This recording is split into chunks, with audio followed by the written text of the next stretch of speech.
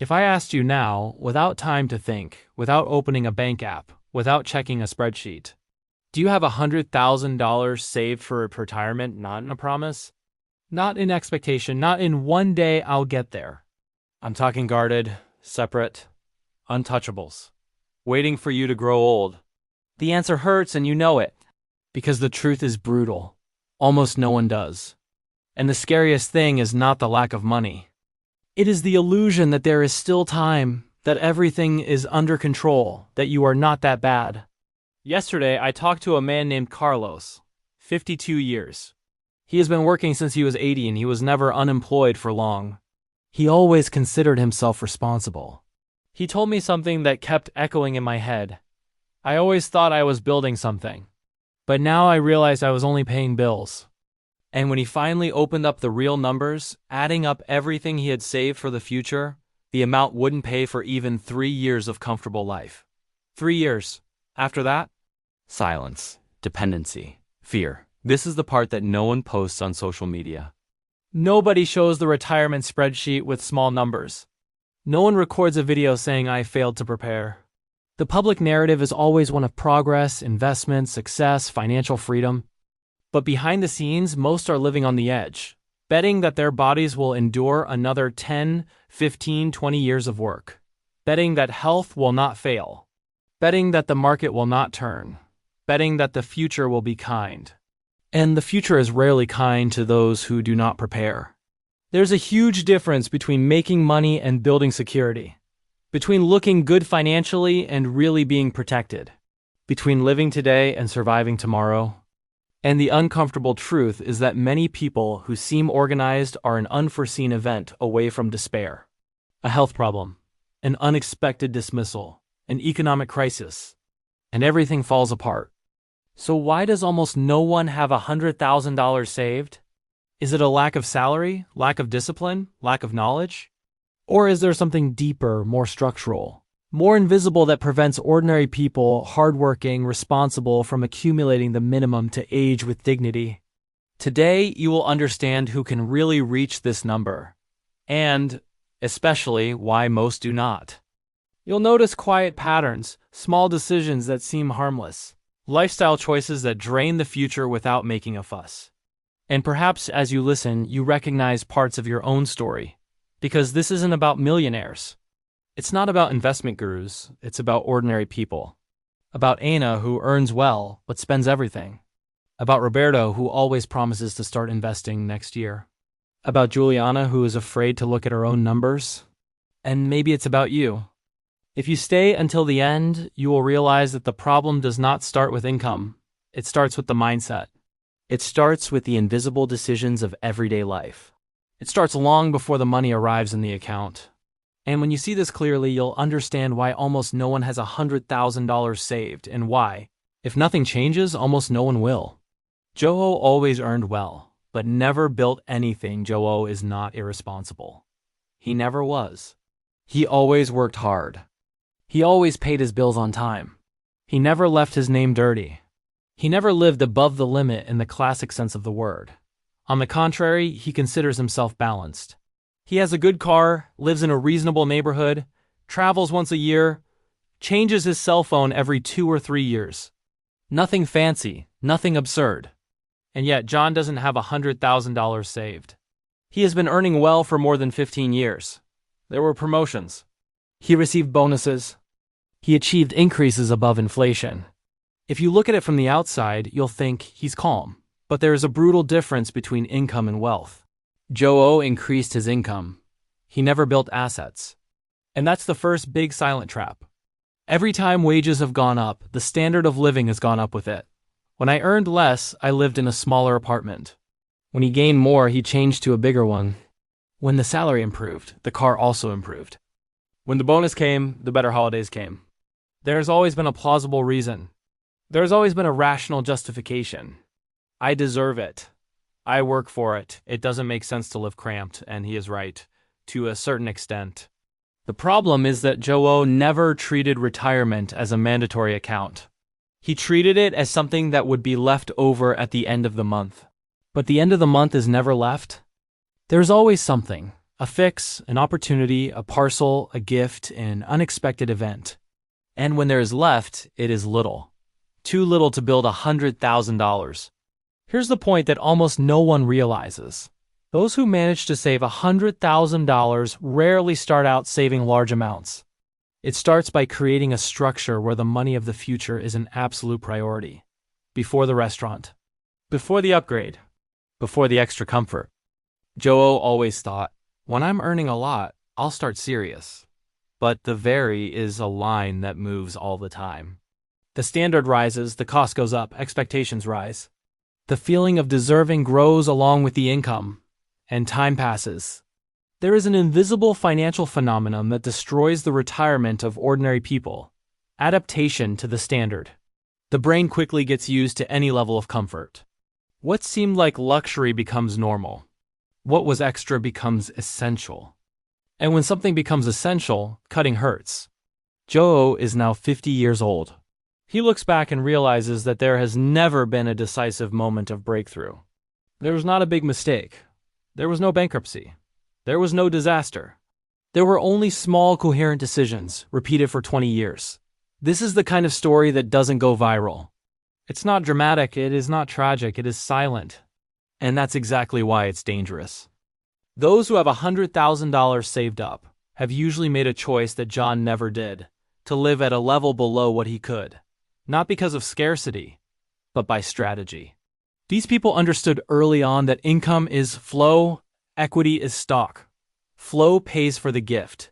Inventory protects the future. Joe confused flow with security. He always believed that if something went wrong, he would find a way. After all, he always did. But retirement is not about finding a way. It's about accumulating margin, and margin takes time. A lot of time. $100,000 doesn't come out of nowhere at 55. They are the result of decisions at 35, sometimes at 25. They are the result of constancy, not genius, of repeated discipline, not luck. And here's the uncomfortable truth. Most people who don't have $100,000 don't make a little money. It is because it has never created an automatic construction system. It was never paid for first. He never made the investment non-negotiable. Joe paid for school, financing, leisure, comfort. He paid for everything, except for the future itself. There is also an emotional factor that weighs in. The future seems too far away. The human brain is terrible at valuing something that will happen 20 or 30 years from now. The immediate reward is concrete. Retirement is abstract. So John chose concrete. Dinner is concrete. The journey is concrete. The new car is concrete. The feeling of reward is immediate. Retirement, on the other hand, is a cold number in a spreadsheet. But one day, the number stops being cold and becomes an urgency. When John first did the actual math, he felt something that almost no one admits. Fear. Not the fear of starving, but the fear of losing autonomy. The fear of depending on their children. The fear of having to work when the body can no longer take it. And that's where many people wake up too late to perform miracles, too early to give up. Whoever really has $100,000 saved is rarely the smartest in the room. He is the most disciplined. It is the one who decided early on that future freedom is worth more than extra comfort in the present. And that's the difference between appearing stable and being stable. John seemed stable. But stability without equity is only temporary stability. And while he lived the life he seemed deserved, time did what it always does. It moved forward without asking permission. Aina was never the one who earned the most money in the family. He never had the highest salary in the group of friends. He has never worked in an executive position. If you looked at her paycheck 10 years ago, you might think, with that amount, you can't put together $100,000. But today, Aina is much closer to that number than many people who have always earned twice as much. And here begins the second uncomfortable truth. Income helps, but behavior builds. Aina didn't wait for leftovers. She didn't trust the motivation. She didn't trust emotional discipline. She created rules. And rules are stronger than willpower. In her first job, when she still earned little, she decided that 10% was not hers. They were from the future. It was not what was left. It was automatic. Did it fall into the account? It separated, without negotiating with herself. without justifying exceptions. At first it seemed insignificant. The amount was small, almost symbolic. But what Aina was building was not just money. It was identity. She began to see herself as someone who invests, as someone who thinks ahead. This identity shift is invisible, but powerful. Most people think, when I earn more, I'll start. Aina thought differently. I start with what I have. And there is a fundamental detail here. Those who save $100,000 rarely do so with great dramatic sacrifices. He does it constantly. The secret is not in the initial amount, it is in continuity. While other people increase their standard of living with each salary increase, Aina first increased the percentage she invested. When he earned more, the investment went up before comfort went up. This detail completely changes the financial destiny. Because what destroys retirement is not the low salary. It is the absence of priority. Aina does not live in deprivation. She travels, she leaves, she consumes. But she decided that future freedom is part of the lifestyle. It is not a secondary project, it is a fixed expense. Here's something that almost no one talks about. Those who reach $100,000 usually decided this early. Not as a dream, as a concrete goal. Specific, numerical. It wasn't, I want to have money saved. It was, I want 100,000 before I am 50. When you put a clear number, the brain starts looking for ways. Without number, everything is abstract. With a number, it becomes a target. Another brutal difference between Aina and the majority is that she understood time as an ally. She respected compound interest. While other people saw investing as too slow, she saw it as a silent machine working in her favor. She didn't try to double money fast. He did not get into dangerous financial fashions. He did not seek miraculous shortcuts. She chose constancy over emotion. And here's the most important psychological point. Aina never associated investment with loss. She associated it with protection. For many people, investing seems to give up. It seems to take something from the present. For Aina, investing was buying future tranquility. It's a change of lens. When you see the money invested as lost money, you avoid it. When you see it as protected money, you prioritize. And there's one more thing that differentiates those who reach 100,000. These people understand that standard of living is not proof of success. Heritage is. You can drive an expensive car and have zero accumulated. You can live in a beautiful place and not have a reservation. It may appear prosperous and be vulnerable. Aina never needed to appear. She did not buy the car more than necessary. It did not fund status. He did not use credit as an extension of income. And that didn't happen because she's smarter. It happened because she asked a question that most avoid. If I stop working today, how long will I survive? This question hurts. But it organizes the mind. Anyone who has $100,000 saved has usually asked this question several times. And each time the answer did not please, he adjusted his behavior. There is also an emotional detail. Aina did not wait for security to invest. She invested to build security. It sounds subtle, but it changes everything. A lot of people say, when I feel financially secure, I'll start. But security does not appear alone. It is built. And here's the twist. $100,000 is not a magic number. They don't solve everything.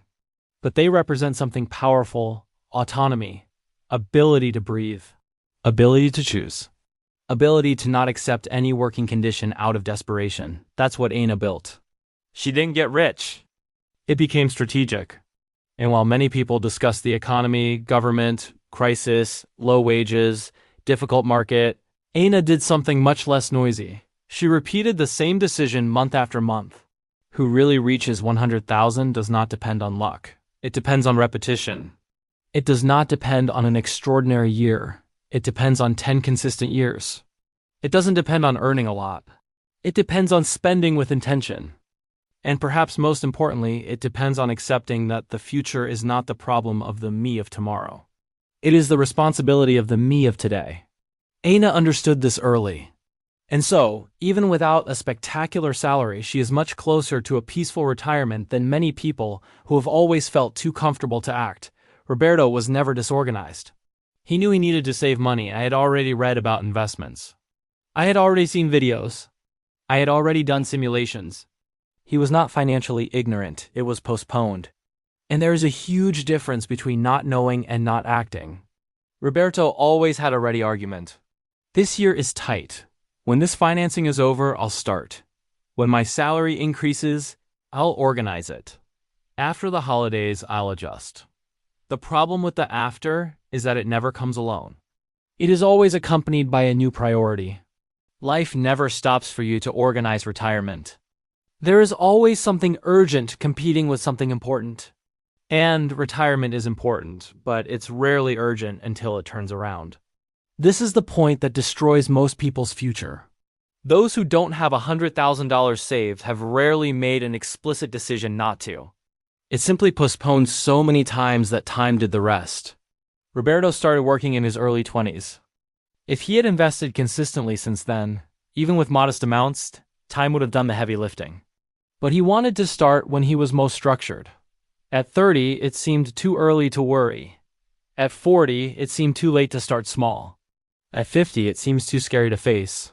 What separates those who reach 100,000 from those who do not is not financial talent. It is anticipated discomfort. Those who build wealth accept discomfort early to avoid despair later.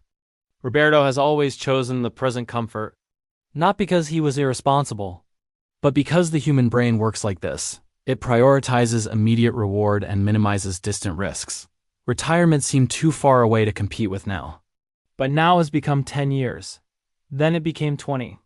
And when he realized there was less time left than he imagined, there's a hard truth that few people dare to say. Most people who don't have $100,000 saved underestimate the cost of lost time. You can recover lost money. It can recoup a bad investment. You can recover a wrong decision. But it does not recover time. Each year without investing is a year that compound interest stops working. And compound interest isn't just math, they are acceleration. They need time to gain strength. Without time, they lose power. Roberto believed he could make up for it later. Invest larger amounts later. But when the conscience finally hits hard, usually the expenses are also higher. Children, health, responsibilities, lower energy, higher risk.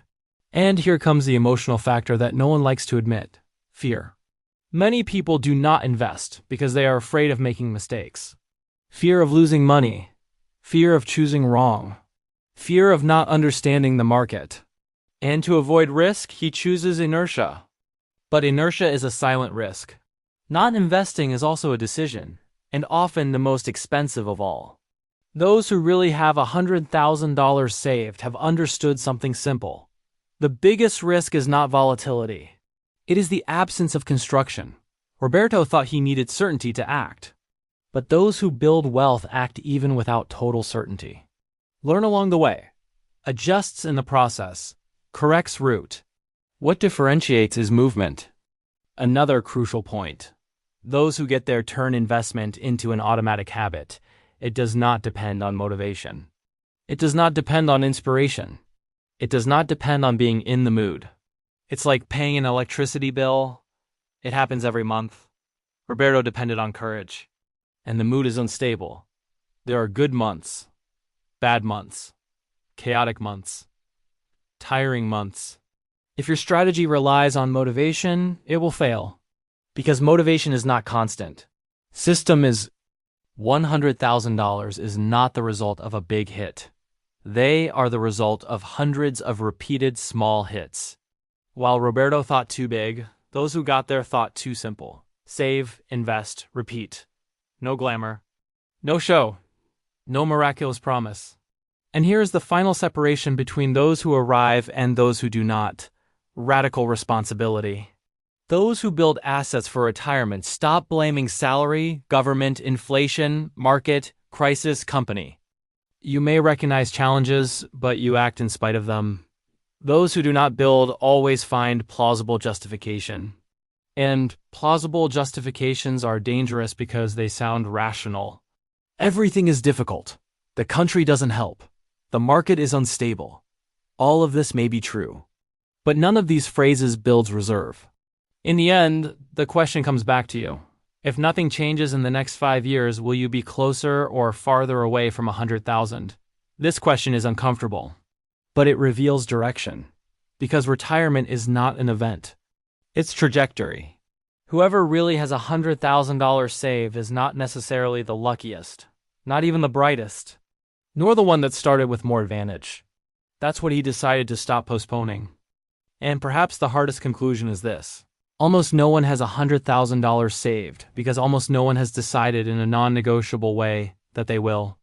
Real decision changes behavior. Repeated behavior changes outcome. Consistent result changes destiny. The after came to Roberto. The question is, did he arrive early enough for you?